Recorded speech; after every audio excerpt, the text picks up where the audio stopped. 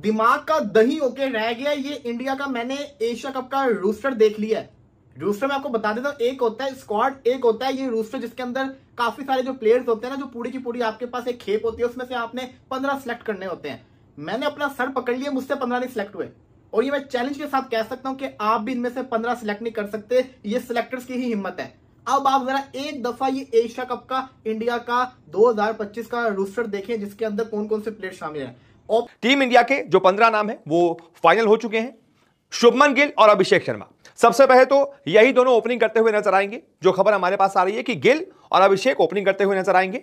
इसके बाद नंबर 3 पर कप्तान सूर्य कुमार यादव यही खेलते नजर आएंगे।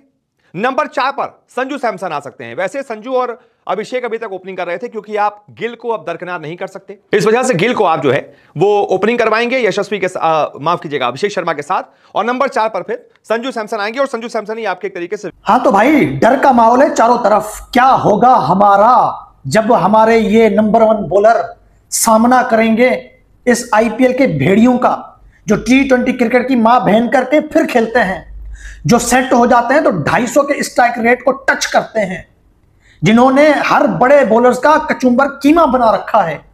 इनके हत्थे जब हमारे बॉलर चढ़ेंगे तो इन बॉलर्स की क्या हालत होगी, मुझे सिर्फ ये टेंशन खाया जा रहा है भाई। वो हानि सिंह ने कहा था ना कि पूरा परिवार डरा हुआ है, भाई इधर सब डरे हुए हैं, डर का माहौल है। अगर टीम इंडिया की last ODI series, T20 series और टेस्ट सीरीज की बात करें तो भाई तीनों फॉर्मेट्स में बंदे रूल कर रहे हैं। लास्ट ओडीआई जो उन्होंने खेला वो चैंपियंस ट्रॉफी थी, unbeatable champion. Last T20 series जो इंग्लैंड से खेली 4-1 से हमारा लास्ट मैच अभिषेक शर्मा का 100 आया था, वहां पे चैंपियन। लास्ट टेस्ट सीरीज के लिए इंग्लैंड के घर में जाके 2-2 से यंग बच्चे जाके ड्रॉ करके आए हैं, लेवल सीरीज करके आए हैं, तो भाई वो बंदे अनबीटेबल चल रहे हैं। हार्दिक पांड्या ने ऐसे 1 साल 1.5 साल पहले बात की थी कि हम हर फॉर्मेट की अलग टीम बना सकते हैं और हर फॉर्मेट में जीत भी सकते हैं, और राइट नाउ ये प्रूव हो रहा है। T20 की अलग टीम है, ओडीआई की अलग टीम है, टेस्ट की अलग टीम है। ओपनर्स की अगर मैं बात करूं, अभिषेक शर्मा शानदार किस्म का इनका मॉडर्न डे क्रिकेट का ओपनर है। संजू सैमसन सेंचुरीज पे सेंचुरीज मार रहा है ओपनिंग करते हुए, ये भी शानदार प्लेयर है। यशस्वी जायसवाल हम सबको पता है कितना शानदार किस्म का प्लेयर है। शुभमन गिल जो कप्तान है, 4 ओपनर होके चारों के चारों की टीम में जगह होना बहुत जरूरी है। फिर ईशान किशन, ये भी इनका शानदार किस्म का प्लेयर है, लेकिन आजकल टीम से बाहर है। ऋतुराज गायकवाड़, ये भी प्लेयर अच्छा है लेकिन टीम से गायब है। फिर आते हैं मिडिल ऑर्डर के ऊपर, सूर्य कुमार यादव कप्तान, तिलक वर्मा, दोनों के दोनों आउटस्टैंडिंग प्लेयर। केएल राहुल आपको पता ही है कि अभी फॉर्म में वापस आए हुए, एक्सपीरियंस प्लेयर है, ये भी जरूरी है। साथ ही साथ श्रेयस अय्यर जो कि आजकल इनका T20 का बड़ा शानदार प्लेयर प्लस कप्तान भी बना हुआ है। रिंकू सिंह, हम सब जानते हैं कितना खतरनाक किस्म का ये हिटर है, कभी भी कुछ भी कर सकता है।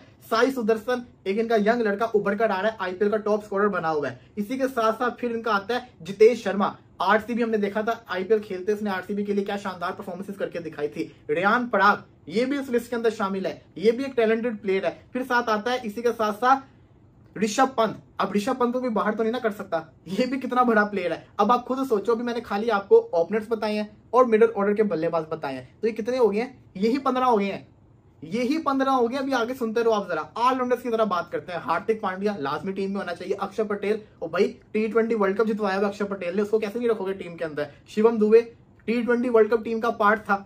फिर जिसको कहते हैं वाशिंगटन सुंदर, आउटस्टैंडिंग किस्म की फॉर्म के अंदर भी चल रहा है। इसी के साथ साथ फिर नीतीश कुमार रेड्डी, ये भी शानदार किस्म का प्लेयर है। फिर जिसको कहते हैं रमनदीप सिंह, आजकल इंडिया की टीम का पार्ट बना हुआ है। फिर आज जरा आप स्पिनर्स के ऊपर, स्पिनर्स की अगर मैं बात करूं, कुलदीप यादव मेन इनका स्पिनर है।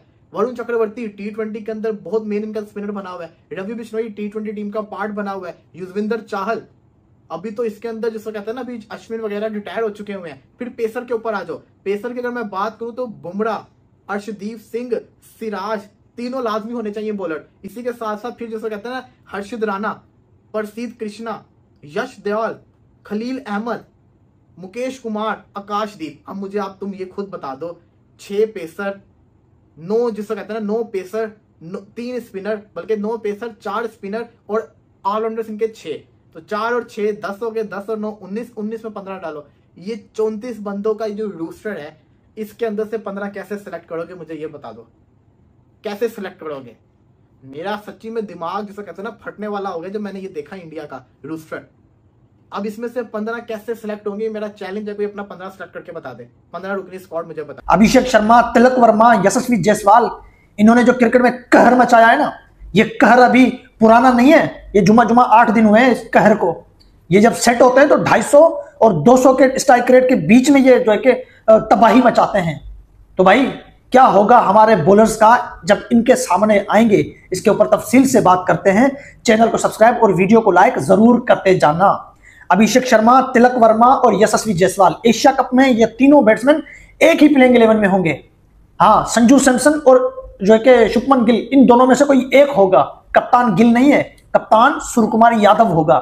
तो सैमसन और संजू सैमसन और गिल में से कोई एक होगा। बाकी अभिषेक शर्मा, तिलक वर्मा और यशस्वी जायसवाल तीनों खब्बे बॉलर एक ही प्लेइंग 11 में खेलेंगे भाई।